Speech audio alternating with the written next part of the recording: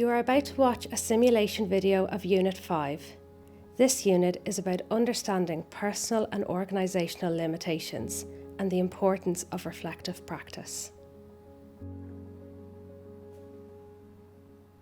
Mary looks at peace. I hope she is.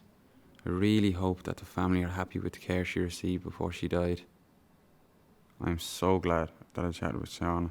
It helped Mary so much in the end. She wasn't as upset about John. I've never done this before. Oh God, what'll I do? I'm so nervous.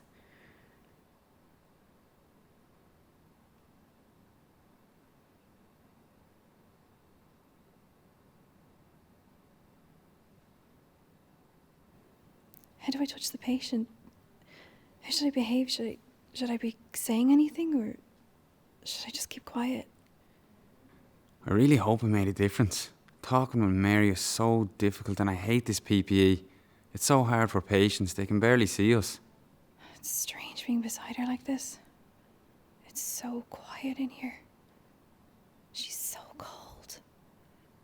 I hope I'm doing things right. Poor Emily. She looks shook. She needs a proper chat about this. I'll help her with a reflection for her assessment.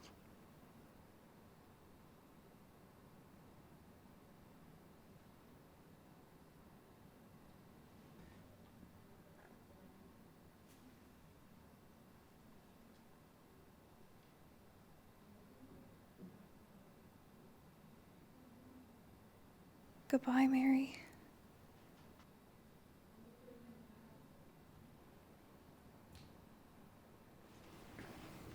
Adam, how are you doing?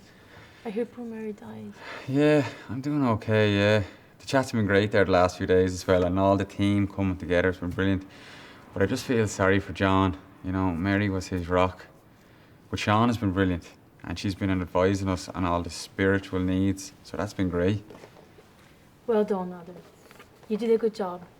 You saw everything they needed, and Shauna, she's right. And spiritual care is so important, and COVID-19 has made it so hard. But we can only do our best. Yeah, you're right. Emily, the student, she was brilliant, but she learned a lot about spirituality. You see, a lot of people think that spirituality revolves around religion, but I definitely think she's going to need some emotional support. Maybe she should put her thoughts down on a piece of paper. Yeah, that's a great idea. Maybe we could all do it together and go through what went well and what we could do differently in the future. Yeah, Bernie, I think that's a great idea, yeah. Hi, Leona. Hi, everyone. I wanted us to all sit together and talk about the death of Mary earlier today. I know you all cared for Mary at some point over the past weeks, and maybe we can express how you're feeling. Emily, I know this might be your first experience with a dying patient. Yeah, but I learned so much about spiritual assessment and why it's important that we know, what patients need, especially when they're dying. Sounds like a good experience. Would you like to share with us more about it? Well, I learned that spirituality has a lot of different meanings, like searching for purpose and meaning in life, searching for love and trying to fit in. For Mary, although religion was part of her spirituality, so was spending time with her son, John. And how did that make you feel when you saw John and Mary's interaction? I know she loved him unconditionally. Her face told that story every day. They helped each other.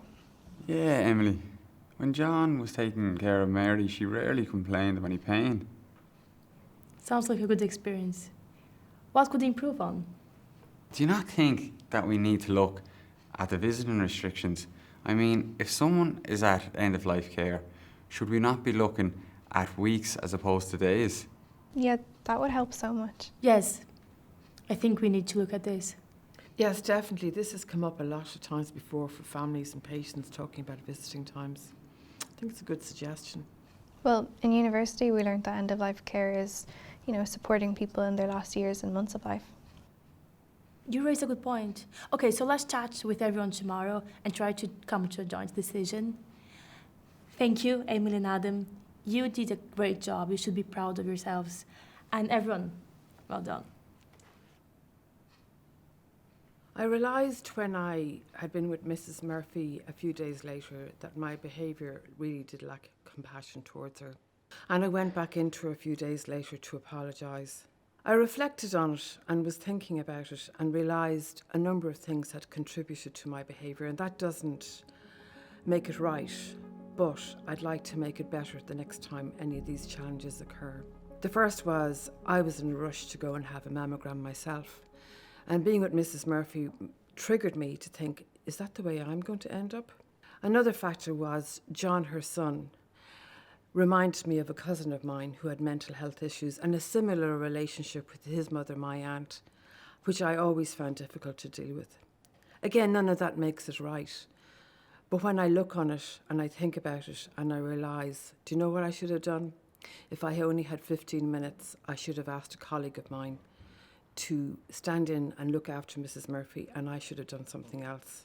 And I suppose that would have been more compassionate for myself and more compassionate for Mrs. Murphy and her son. And I'm Mary, and I am actually a real nurse.